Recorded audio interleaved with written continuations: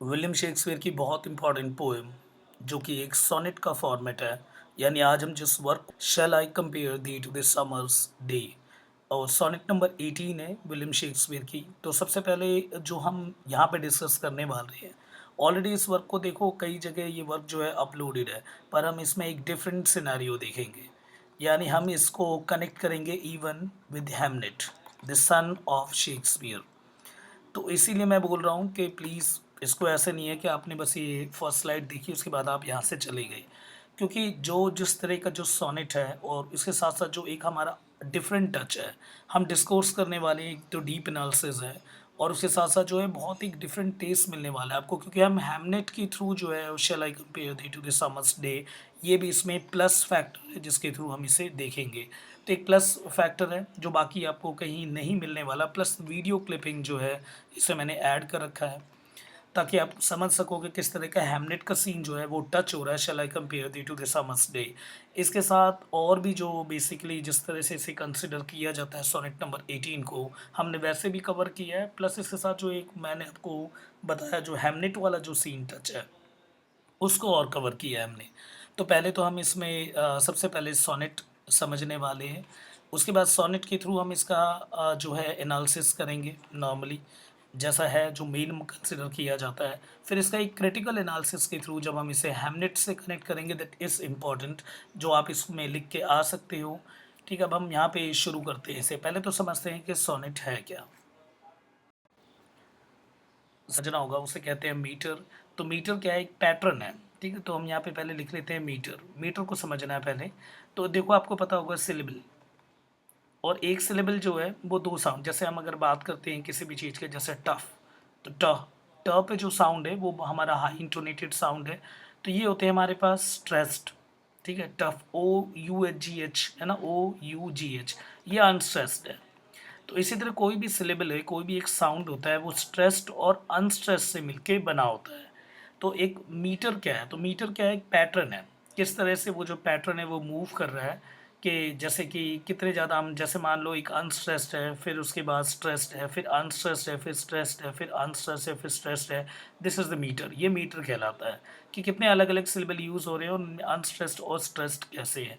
और अगर पहले अनस्ट्रेस्ड हो, अब देखो इसमें जो एक सिंगल यूनिट है, एक जो सिंगल यूनिट है, दिस इज कॉल्ड फीट या फूट बोलते हैं हम इसे, ये फूट है, एक सिंगल यूनिट। और ये जो सिंगल यूनिट है, अगर पहले अनस्ट्रेस्ड आए फिर स्ट्रेस्ड आए, यानी पहले वाले में बहुत कम जोर आएगा, दूसरे वाले में बहुत ज़्यादा जोर आएगा, तो हम इसे बोलते हैं ईयाम, कि ये जो फूट है वो ईयाम है। अगर पहला स्ट्रेस्ड आ जाए उसके बाद अनस्ट्रेस्ड आ जाए तो हम इसे बोलते हैं ट्रोकै, TROCH। तो ईयाम का मतलब आपको समझना है, मीटर में फुट में अगर अनस्ट्रेस के बाद स्ट्रेस्ड हो, दैट इज कॉल्ड ईयाम।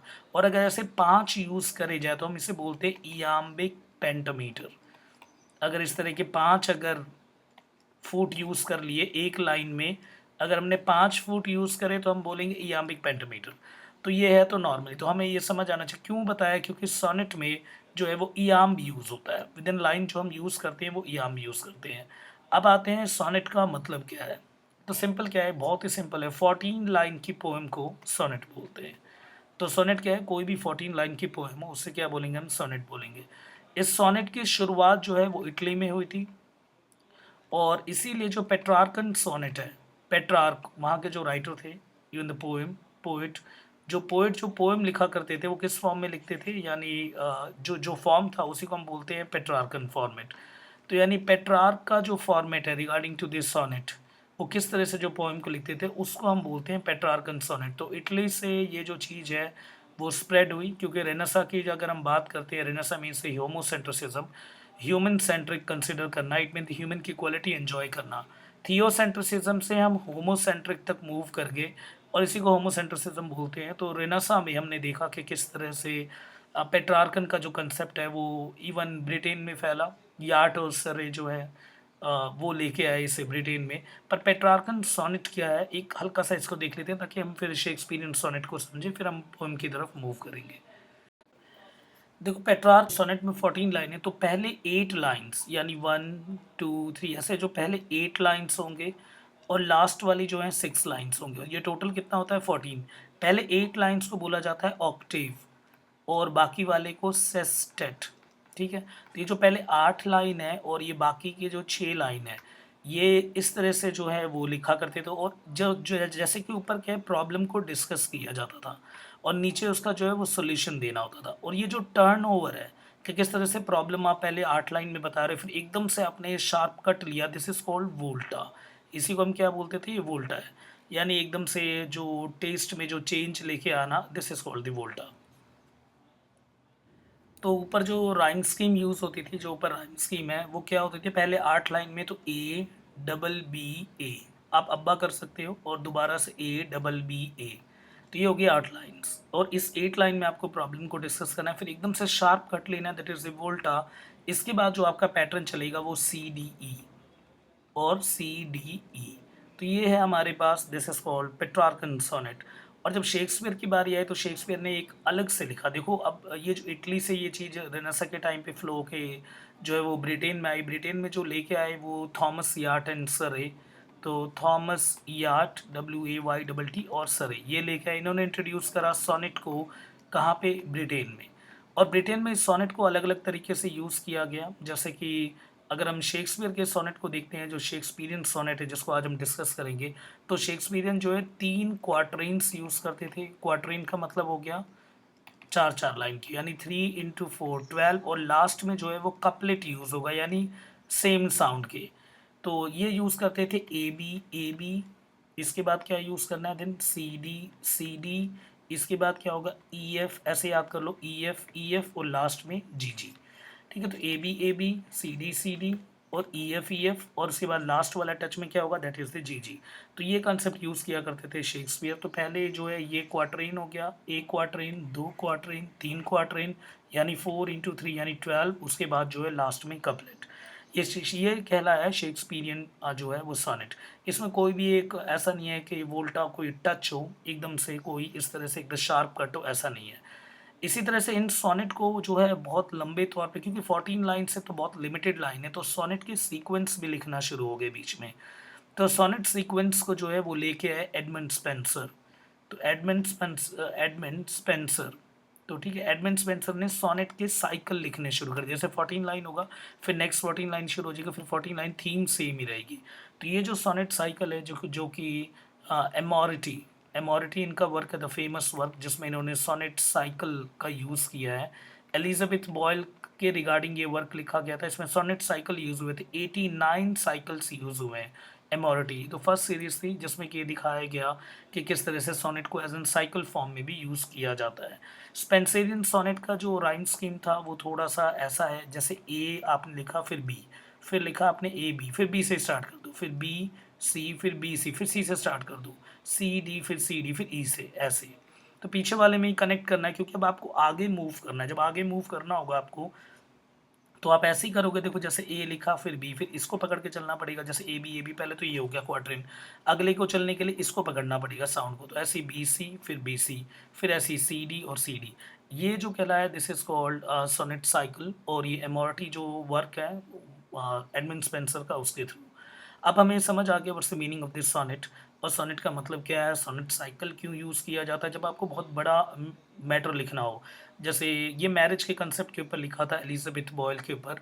तो जैसे प्रोथैलियन, एपिथेलियन, जो एमोरिटी का सीरीज़ है, इसलिए स्पेंसर ने पहली बारी दिखाया कि ठीक है, हम इस तरह से आगे कनेक्ट करके भी लिख सकते हैं। ठीक है, आगे मिल्टॉनिक सोनेट भी आए, बट स्टिल यहाँ तक इम्पॉर्टेंट है, अगर आप पेपर में अटेम्प्ट करने जा रहे हो इन द शेक्सपियरियन सोनेट, तो इतना आपको बेसिक पता होना चाहिए। अब यहाँ पे ये तो सोनेट एक लिरिकल पोएम है जिसमें 14 जो है राइम स्कीम के थ्रू होता है। इयाम पेंटामीटर यूज़ होता है इसमें, और इटली से शुरुआत हुई थी, पेट्रार्क ने शुरू किया था, मैं ऑलरेडी बता चुका हूँ। थॉमस याट इन सरे 16th सेंचुरी में इन्होंने ब्रिटेन में इंट्रोड्यूस करा। उसके बाद शेक्सपियर ने 154 सोनेट लिखे हैं। तो अब ये और समझना है हमें, शेक्सपियर ने कितने सोनेट लिखे हैं, 154 सोनेट्स लिखे हुए शेक्सपियर ने, जो कि फर्स्ट टाइम पब्लिश हुए हैं किसमें, क्वार्टो में। तो क्वार्टो में इन्हें पब्लिश किया गया था फर्स्ट टाइम 1609 में। ठीक है? और ऐसा भी माना जाता है 154 सोनेट आपको हर जगह मिलेंगे, प्लस आप इसमें 6 सोनेट और ऐड कर सकते हो, दैट मेक 160 सोनेट। अब ये 6 सोनेट कहाँ से आए? देखो उनके कई प्ले हैं जिसके अंदर भी उन्होंने सोनेट को यूज़ किया है। फॉर एग्ज़ाम्पल अगर आपने रोमियो एंड जूलियट में देखा होगा, अगर आप सर्च करोगे रोमियो एंड जूलियट में सोनेट, शेक्सपियर का मिल जाएगा। तो रोमियो जूलियट में यूज़ किया है उन्होंने, हेनरी 5 में यूज़ किया है, लव्स लेबर लॉस्ट बहुत ही प्यारी राइटिंग है, इसमें यूज़ किया है उन्होंने। And there is also partial sonnet भी देखा गया एडवर्ड थर्ड में। तो इस तरह से 6 सोनेट और ऐड हो जाते हैं, तो ओवरऑल 160 सोनेट है, पर आपको हर जगह 154 सोनेट ही मिलने वाले हैं, क्योंकि नॉर्मली जो है वो 154 सोनेट ही है।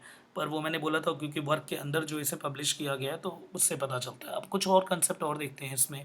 एक बारी देरी शेक्सपियर ने बेसिकली किस-किस थीम को टच किया है जो अपने उस सोनेट में 154 सोनेट में, यानी आपको एक लव दिख जाएगा और उसके बाद द पैसेज ऑफ टाइम कि किस तरह से समय जो है वो टाइम हो, जो पैसेज ऑफ टाइम यानी किस तरह से समय जो है वो पास ऑन होता रहता है, और इनएविटेबल है इज़ द टाइम, और इनविंसिबल भी है। तो इनएविटेबल जिसे रोका नहीं जा सकता, और इनविंसिबल जिसे जीता ना जा सकता हो। तो और यूथ ये सेंट्रल आइडिया फॉर्म कर रहे हैं, यूथ भी इम्पॉर्टेंट है, और एब्सेंस के थीम को भी दिखाया गया, इवन ब्यूटी ब्यूटी को दिखाया गया, दैट इज़ इम्पॉर्टेंट। तो आपको ये सारे कुछ याद रखना है। मैरिज को एक कंसेप्ट को दिखाया है, और लस्ट एंड पैशन भी दिखा रखा है, लस्ट एंड पैशन, ठीक है, ये भी याद रखना है। इसके बाद बेट्रियल, धोखेबाजी, बेट्रियल, और BETRAYEL, बेट्रियल एंड इनफिडाइल, धोखेबाजी, इनफिdelity, ये सारे थीम है जो कि उनके सोनेट्स जो हैं वो कवर कर रहे हैं। इसके साथ जो है फर्स्ट सेक्शन में अगर आप देखोगे 1 से लेके 126 सोनेट तक, ये जो है दिखाए गए हैं यहाँ के स्पीकर का जो रिलेशन विद यंग मैन। तो ये यंग मैन के लिए लिखा गया है, and he is socially superior to the speaker, वो स्पीकर से सुपीरियर माना गया है, यानी यंगर माना गया है, ज़्यादा जवान माना गया है, मोर ब्यूटीफुल, और बहुत खूबसूरत माना गया है। And ignoring is duty to father children, यानी इसका मतलब ये है कि इनमें कहीं ना कहीं स्ट्रेस डाला गया है, यानी शेक्सपियर एक तरह से कह रहे हैं कि इस यंग मैन को कि वो इतना ब्यूटीफुल है कि उसे शादी कर लेना चाहिए, और करने को इसलिए फोर्स किया जा रहा है ताकि जो बच्चे पैदा होंगे उनकी शक्ल उन पे रहेगी, क्योंकि टाइम जो है वो इनविंसिबल है, टाइम को कोई रोक नहीं सकता, तो टाइम के साथ वो मर जाएंगे, पर पेरेंट्स मरने के बाद उनका जो बच्चा है वो उनकी शक्ल को कैरी करता रहेगा। इसी तरह से जीन्स यानी क्वालिटी आगे कैरी होंगे, तो एक तरह से बायोटिक फैक्टर भी देखने को मिल रहा है, जेनेटिकल इंजीनियरिंग जैसे फैक्ट को, और इवन द जेनेटिक कोड जैसे फैक्ट को भी शेक्सपियर ने यहाँ पे कहीं प्रेजेंट किया है, कि वो जो जीन है वो जीन कैरी ऑन होगी, और gene as a segment of the DNA, वो जो जीन कैरी होगी तो वो उनके गुण वो उनको आगे लेके जाएगी। इस तरह से वो ब्यूटी जो है वो कभी ख़त्म नहीं होगी। अगर टाइम को इस तरह से, अगर हमें टाइम के साथ अपनी ब्यूटी को मेंटेन रखना है तो हमें शादी करके बच्चों को करना चाहिए, ताकि वो जो है हमारी क्वालिटी को और हमारे जैसे उन सारे कंसेप्ट को आगे मूव करवा सकें। इसके बाद second set of this sonnet है जो कि 127 से लेके 152 तक है। इसमें दिखा रखा है about the relationship with the mysterious woman, एक मिस्टीरियस वुमन के साथ रिलेशनशिप दिखा रखे जिसको डार्क लेडी, ठीक है, डार्क लेडी से प्रेजेंट किया गया है, और ये भी बताया गया दैट शी इज़ क्रूअल, वो क्रूअल है, ब्यूटीफुल है, और रिस्पॉन्सिबल है for the great deal of the speaker के डिस्ट्रेस को लेके, कि स्पीकर को जो भी डिस्ट्रेस हो रहा है वो इसकी वजह से है। The final two sonnet 153 and 154 जो है are different from those that came before, वो थोड़े से अलग हैं। They stand alone and are usually considered as the anacreontic, वो एनेक्रिनोटिक है क्योंकि वो वाइन, लव, सॉन्ग, इन सब से thought to be concern with the Edmund Spenser, ऐसा माना जाता है कि एडमंड स्पेंसर से कनेक्टेड है। These are the references to the venereal disease, sex and the story of the Cupid, तो क्यूपिड की स्टोरी है और कुछ अलग सी चीज़ें, ठीक है। तो 153 154 थोड़ा सा डिफरेंट देखा गया है। तो this is regarding about this sonnet, क्योंकि हम जिस, ठीक है, सोनेट 18 है, तो देखो सोनेट 18 इम्पॉर्टेंट क्यों है और इससे पहले वाले सोनेट का क्या है। तो सबसे पहले तो प्रोक्रिएशन सोनेट बोलते हैं सोनेट नंबर 17 तक को, this is called procreation sonnet, up to that of sonnet number 17 तक। अब सबसे पहले तो ये है कि प्रोक्रिएशन सोनेट का मतलब है क्या। देखो प्रोक्रिएशन सोनेट इसलिए बोला जाता है सोनेट 17 तक क्योंकि इसमें एनकरेज किया गया है, यानी बढ़ावा दिया गया एक तरह से यंग यंग मैन को टू मैरी, ताकि वो शादी करे। और मैंने बोला था in in order to carry that quality and even जो गुण हैं उनको आगे की तरफ वो मूव कर सके। It mean that genetic feature जो आगे कैरी करवा सके एंड द ब्यूटी को हम टाइम के साथ जो है वो पैरेलल खींच सके। और ऐसा माना गया है कि that who will therefore they live through the child, के बच्चे जो हैं वो जिएंगे, फिर बच्चे जो हैं वो माँ बाप के सपने एक तरह से पूरे करेंगे, उन्हीं की क्वालिटी उन्हीं के फीचर्स जो हैं वो लेके चलेंगे। इस तरह से हम टाइम को compete कर सकते हैं, नहीं तो टाइम जो है वो इनविंसिबल है। द एक्चुअल हिस्टोरिकल आइडेंटिटी अगर हम बात करते हैं इस यंग मैन की, तो दो कैंडिडेट इसमें फिट होते हैं। एक तो हेनरी व्योस्ली, ऐसा माना जाता है कि ये हेनरी व्योत्सले को डिनोटेड है, या फिर विलियम हर्बर्ट को। ठीक है, तो इट इज़ एन एजम्पशन, ऐसा माना गया। पर सोनेट नंबर 18 बिल्कुल डिफरेंट हो जाता है। Sonnet number 18 turns away from the theme of procreation and introduces a new greater perspective. तो ये प्रोक्रिएशन से हट के एक नया पर्सपेक्टिव को डिज़ाइन करते हैं। With the speaker of this sonnet begin to express his own devotion to the young man. इसमें यहाँ पर दिखाया गया कि स्पीकर खुद जो है वो यंग मैन की तरफ डिवोटेड है, यानी वो यंग मैन की तरफ जो है अट्रैक्टेड है और डिवोटेड है। तो इसलिए हम बोल सकते हैं कि सोनेट नंबर जो है this is the different sonnet, ये हट के सोनेट है। और ये जो सोनेट नंबर 18 है, इसका जो मैं आपको बोल रहा हूँ जो क्रिटिकल एक फॉर्मेट है, एक थोड़ा सा हट के, वो इसलिए है क्योंकि देखो 1596 ये ईयर इम्पॉर्टेंट हो जाता है। 1596 क्योंकि शेक्सपियर के 3 बच्चे हैं और उनमें से एक लड़का है, उसका नाम है Hamnet, not Hamlet. Hamlet play है शेक्सपियर की, पर ये हैमनेट है, HAMNET। तो हैमनेट है, और हैमनेट की जो डेथ हुई है वो 11th ऑफ अगस्त 1596 में हुई है। The same year sonnet number 18 को लिखा गया है। तो यानी इस तरह से पता चलता है कि अगर किसी के बच्चे की डेथ हो रखी है उसके 5-6 दिन के बाद ही, यानी 11th अगस्त से, तो राइटिंग मेरे ख्याल से 14th और 15th ऑफ अगस्त को लिखी गई है 1596 में। तो इस तरह का मतलब क्या है कि यानी ये डीपली इमर्स है वो पेन में शेक्सपियर, और अपने जो बच्चा है उसे खो दिया है, तो उसके ऊपर शायद ये लिखा हो। और जो शायद क्या बेसिकली ज़्यादा लोगों का जो अब एक रिनोवेटेड थिंकिंग आई है और एक नया फॉर्मेट है, क्योंकि शेक्सपियर के ऊपर मोर देन 4000 किताबें अभी घूम रही है मार्केट में, और शेक्सपियर खुद भी क्या है वो एग्जैक्ट नहीं पता। क्या पता ये एक्रोनिम हो, क्या पता अलग अलग ग्रुप हो, कई लोगों को लगता है Ben Jonson was the Shakespeare. ठीक है, तो ये बहुत अलग कन्फ्यूज़न है। बट स्टिल 1596 और द सेम ईयर ये राइटिंग आई है, जो कि हमें फोकस करवाती है regarding to the death of the Hamlet. उसके रिगार्डिंग भी हम इस पोइम को टच करेंगे। पहले तो यंग मैन के थ्रू टच करने वाले हैं, उसके बाद हम हैमलेट की डेथ की वजह से, जिसके ऊपर मैंने एक जो है एक स्पेशल वो कर रखा है ताकि आप उसे अच्छे से समझ सको। यहाँ सोनेट बहुत ज़्यादा इंपॉर्टेंट है। कुछ लाइंस जो आपको हमेशा याद रखनी है, क्योंकि आप उसे अलग अलग जगह से अलग अलग वे पे यूज़ कर सकते हो। सबसे पहले क्योंकि ये सोनेट है तो 14 लाइन है, एक बड़ी शेक्सपियरियन सोनेट है, तो उसके टच हम कर देते हैं, राइम स्कीम को सेट करते हैं। A B C D E F and and में G। साउंड आप देख सकते हो डे, और डे से मैच हो रहा है मे। ठीक है, ऐसी टेम्परेट और डेट, ऐसे शाइन्स एक अलग साउंड है तो डिक्लाइंस, ऐसे डिम्ड और अनट्रिम्ड, ऐसे E फेड एंड शेड, ऐसी FNF द ओएस्ट एंड द ग्रोएस्ट, इसके बाद C एंड D। ठीक है, तो ये मैच हो गया। इनमें एंड वाला क्या है, दैट इज द कपलेट। तो शुरुआत होती है, देखो, shall I compare thee to the summer's day, क्या मैं उससे कंपेयर कर सकता हूँ। तो should I compare you to the summer's day, अगर हम इसका सिंपल अगर देखते हैं तो ये यंग मैन की तरफ है। अभी अभी जो यंग मैन की तरफ है, बाद में मैं इसको हैमनेट की तरफ भी मूव करवाऊंगा। ठीक है, तो shall I compare day to the summer's day, क्या मैं उस यंग मैन को, मैंने बोला sonnet number 18 totally dedicated to the young man, इसलिए थोड़ा सा टेस्ट अलग है इसमें।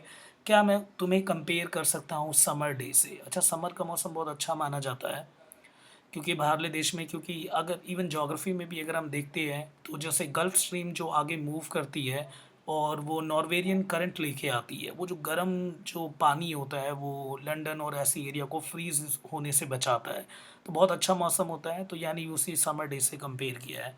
And thou art more lovely and the more temperate, जो it mean simple that you are lovelier and more mild, तुम बहुत ज़्यादा खूबसूरत हो और बहुत अच्छे हो। माइल्ड मीन्स यानी टेम्परेट हो, एक लेवल है, एक मतलब ज़्यादा वैसे नहीं हो रहे हो। The temperate it means that mild, mild का मतलब आपको पता ही होगा।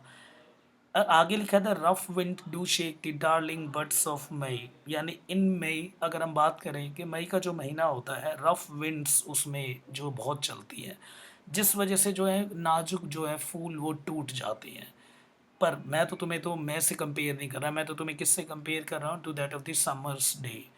तो in May the rough wind shake the delicate flower buds, ठीक है, तो ये and the summer leaves hath all too short a date, और कह रहे हैं and the duration of the summer is always too short, कि समर का जो टाइम होता है बहुत ही छोटा होता है। यहाँ से आपको टाइम फैक्टर देखने को मिल रहा होगा। टाइम के साथ साथ ह्यूमन किस तरह से पेरिशेबल है, यानी एक तरह से ह्यूमन जो है वो ख़त्म हो जाता है। तो उसका कंसेप्ट देखा गया कि जिस तरह से समर होते हैं, it is the youth days of our life, ठीक है, तो वो हमारे जवानी के दिन होते हैं और उसमें हम बहुत ज़्यादा खूबसूरत होते हैं। पर समर जो है वो थोड़े टाइम के लिए होता है, क्योंकि जब कहते हैं हवाएं चलती है, रफ विंड्स यहाँ पे बोला जाता है इवन द टाइम, टाइम के इनविंसिबल कैपेबिलिटी को दिखाया गया है कि जब समय आगे जाता है तो जो है वो हमारे पास सीज़न भी बदलता है। इवन समर सीज़न के बाद जो है वो मई आ गया, और मई में जो है रफ़ विंड्स चलने लग जाते हैं, वेस्टर्न विंड, और वो विंड इतनी तेज़ चलते हैं कि जिसकी वजह से जो है कुछ छोटे-छोटे जो डार्लिंग बर्ड्स होते हैं उसमें वो जो है वो टूट के गिर जाते हैं। It mean it is death, कि यानी अभी समर है, अभी जवान हो तुम, अभी सही टाइम है ये, this is the accurate time, तो बिल्कुल सही समय है। पर आने वाला टाइम हमेशा ऐसा नहीं रहेगा, रफ विंड्स चलेंगे जिसकी वजह से तुम टूट जाओगे, यानी डेथ पॉसिबल है। The summer leaves had all the short a date, यानी समर का जो महीना होता है वो बहुत ही जो है वो कम होता है। Some time the too hot the eye of the heaven shines, और यहाँ पे some time the sun the eye of the heaven is too hot. अब यहाँ पे आई ऑफ हेवन दिखा है, यानी जिसको छीनना होता है वो छीनने के लिए आते हैं वो।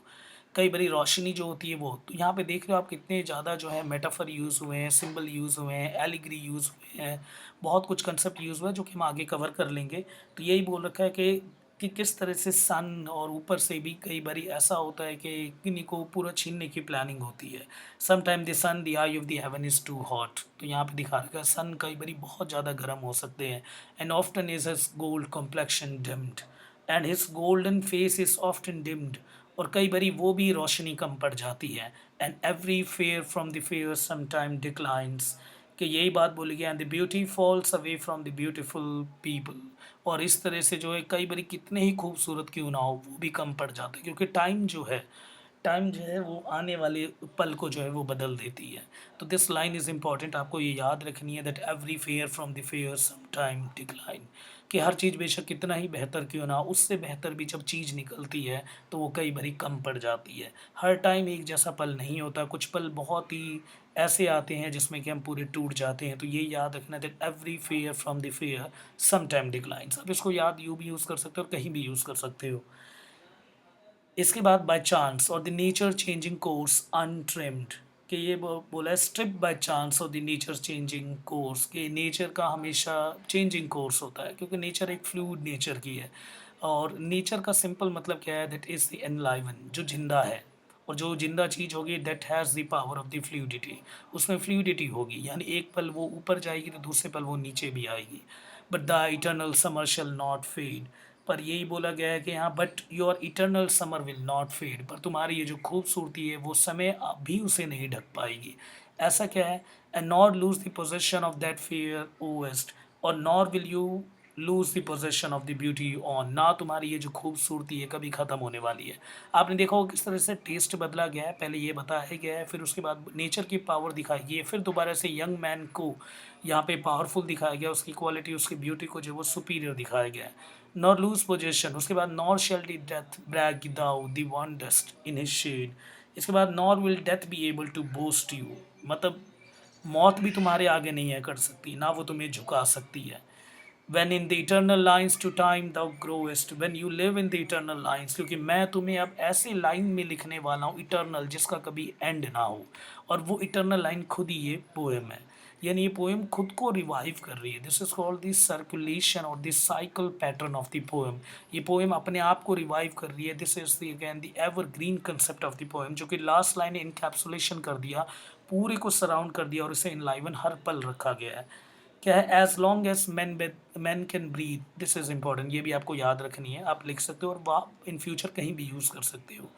As so long as the man can breathe और आई कैन सी, यानी जब तक जो है as long as man breathe, इंसान सांस लेंगे और आंखें देख सकती है, सो लॉन्ग लिव दिस, तब तक जो है ये जो चीज़ है जो मैंने लिखी है, this gives life to thee, ये तुम्हें हमेशा लाइफ देती रहेगी, यानी तुम हमेशा अमर हो जाओगे मेरी इन पंक्तियों में। और जब जब आने वाले फ्यूचर के टाइम पे, जैसे मैं भी अभी पढ़ा रहा हूँ, तो still the young man is getting powerful, तो यंग मैन की जो खूबसूरती है वो पावरफुल होती जाएगी। This is again the encapsulation of the evergreen technique use by the Shakespeare. ये हम फर्स्ट वे से हमने देखा है। In the second way Hamlet की डेथ के रिगार्डिंग भी मैं इसमें आप देख सकते हो।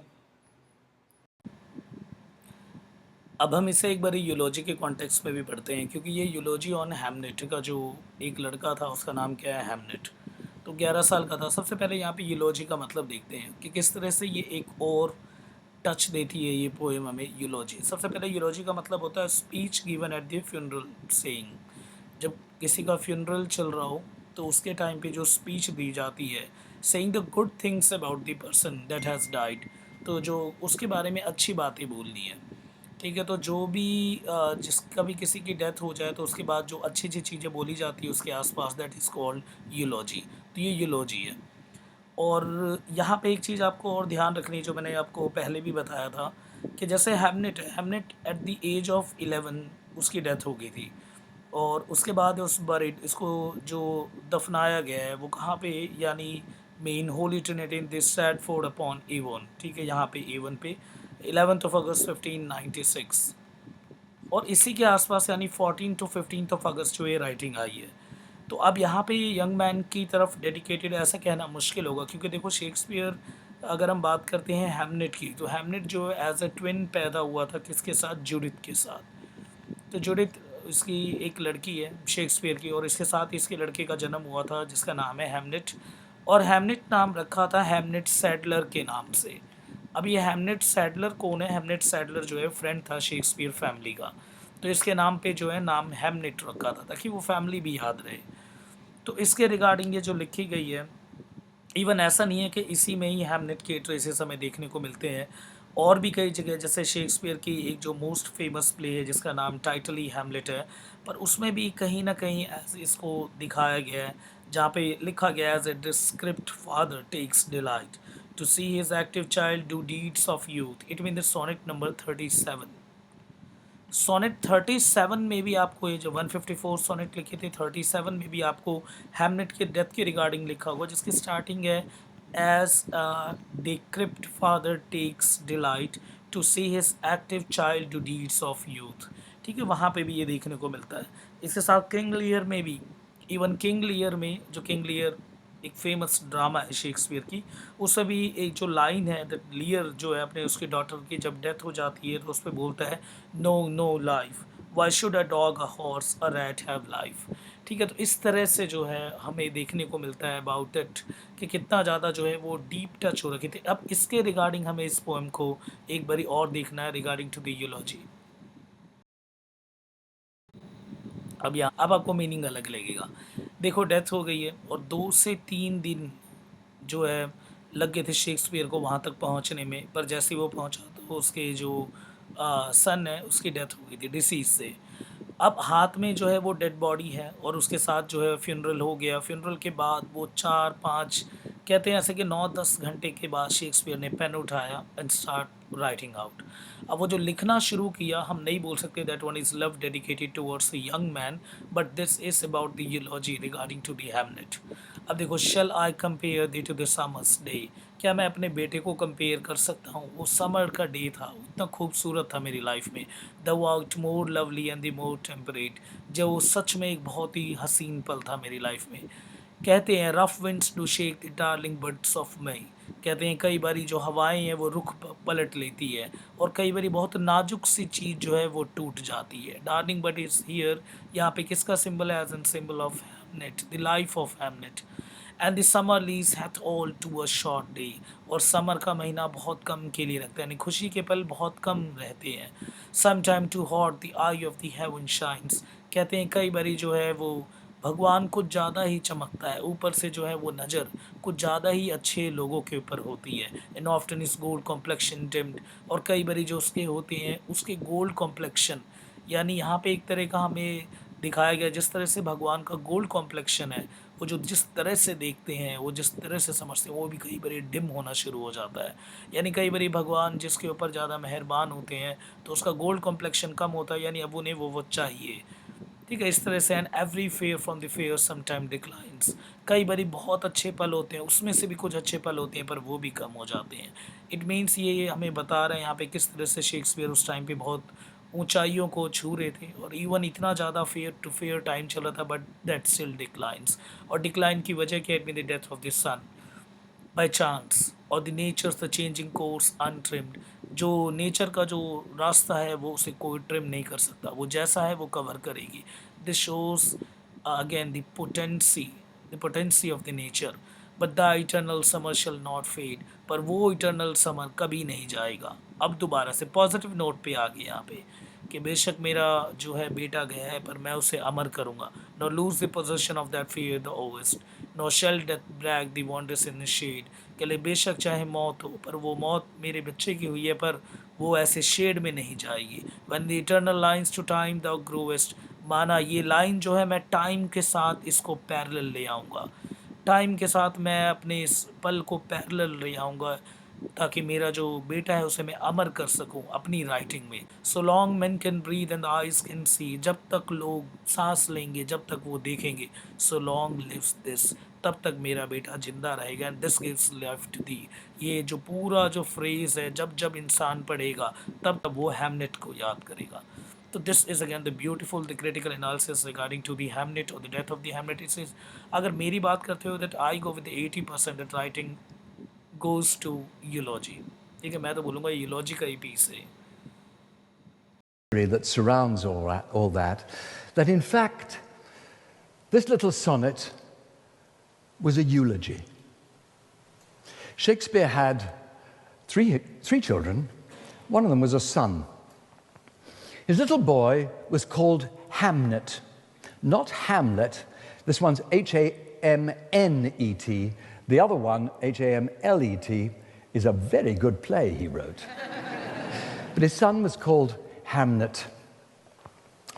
And he got word when he was working away in London that Hamnet was very sick.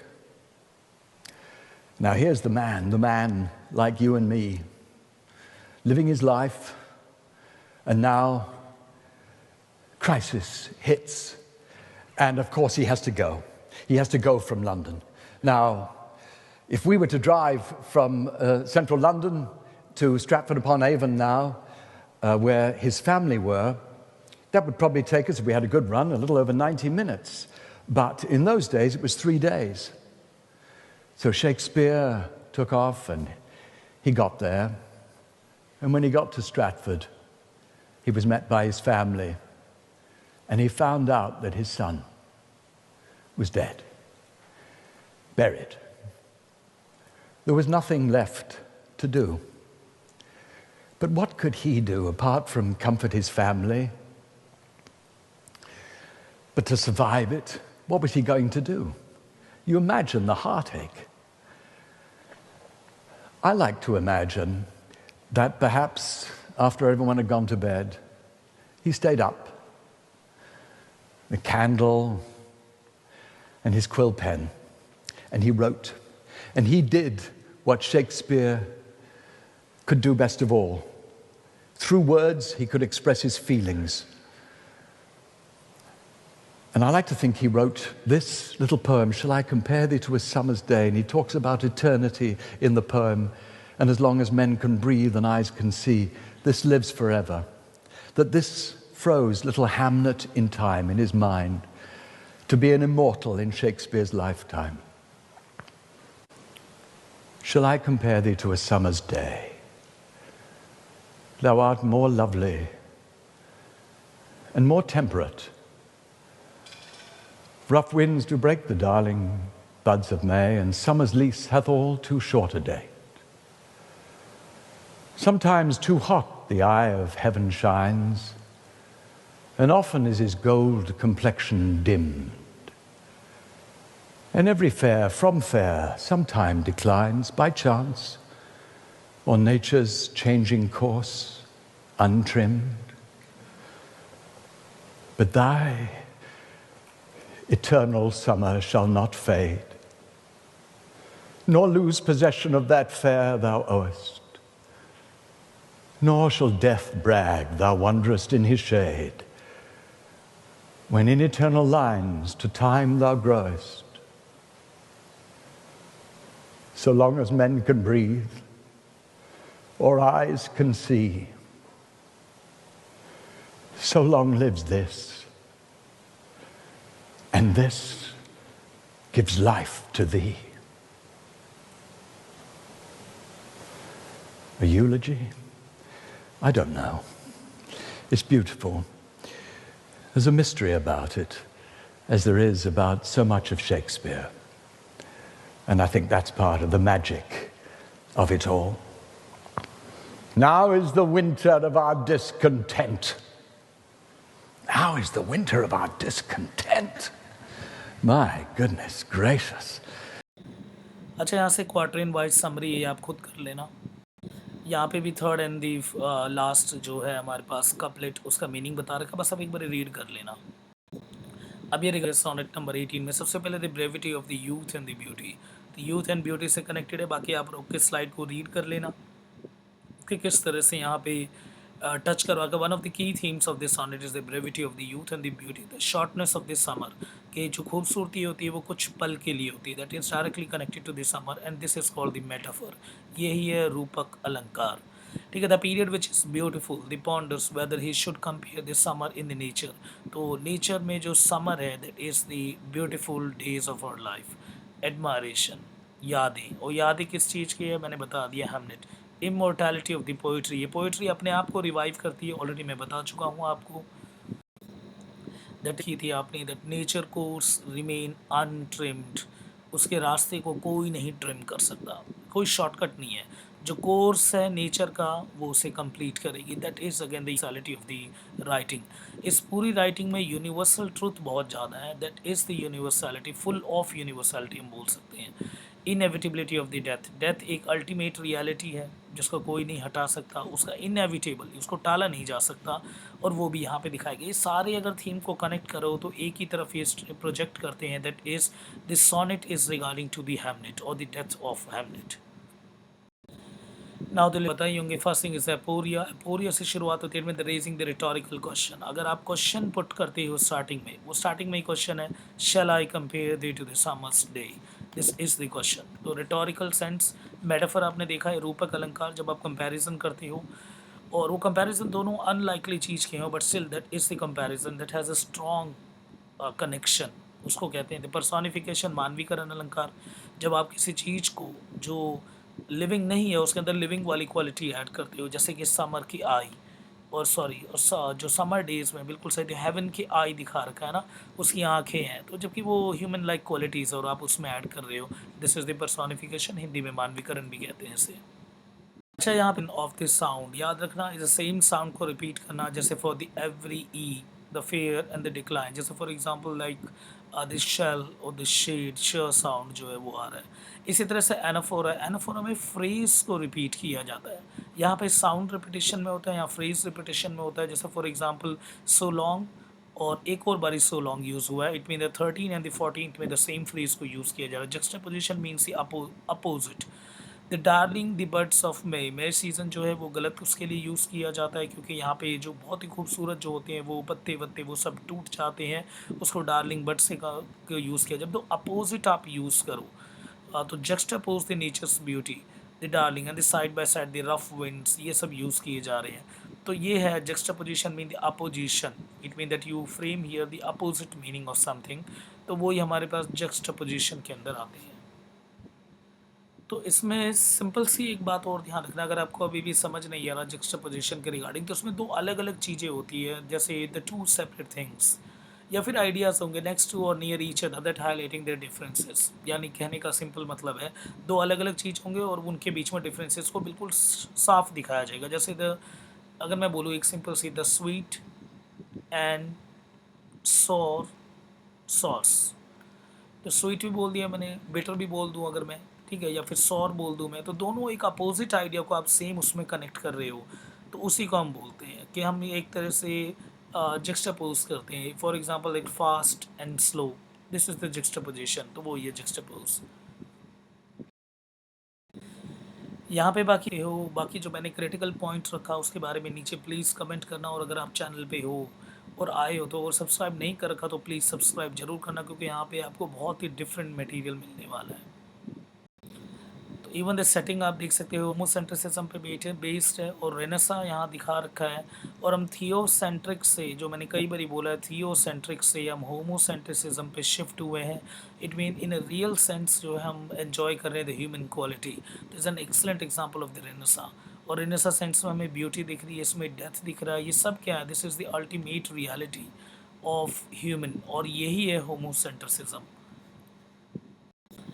Literary context से एक बार आप रीड कर लो, वही सारी बातें इसमें लिखी हुई है, मैं ऑलरेडी आपको बहुत डीप में समझा चुका हूँ। तो बस इसीलिए स्लाइड ऐड कर रखा ताकि आप यहाँ पे मटेरियल देख लो कि किस तरह से वो सारी बातें जो मैंने आपको बताई वो सब यहाँ पे लिखी हुई है ऑलरेडी। बाकी मीटर के स्लाइड में यूज़ करके तो वही सारी बातें हैं। तो जाती है सोनेट नंबर 18 को हमने कवर किया है। और प्लीज़ नीचे आप कमेंट करके ज़रूर बताना कि ये आपको कैसी लगी वीडियो। और इवन इन केस अगर कोई स्पेशल रिक्वेस्ट है आपको regarding to the literature, special class या कुछ भी चाहिए, तो आप मुझे व्हाट्सएप नंबर पे बोल सकते हो। यहाँ बिजनेस अकाउंट भी है व्हाट्सएप का, जहाँ पे आप ऐड हो सकते हो सेम नेम से। और ये फेसबुक आईडी है मेरी, this is the Telegram ID, इसको ज़रूर ज्वाइन करो। और ये ईमेल है, ठीक है। बाकी आप मुझे टेक्स्ट भी कर सकते हो, ये मेरा टेक्स्ट नंबर व्हाट्सएप नंबर है, ठीक है। बाकी कोई भी अगर स्पेशल रिक्वेस्ट हो और कुछ अगर आपको चाहिए वीडियो, तो 15 से 20 डेज़ पहले जो है आपको मुझे जो है वो टेक्स्ट करना होगा। और साथ ही साथ जो है प्लीज़ यार इस चैनल को सब्सक्राइब करो, ताकि ये भी एक लेयर ऊपर आ सके, क्रीम लेयर में आ सके। थैंक यू सभी को।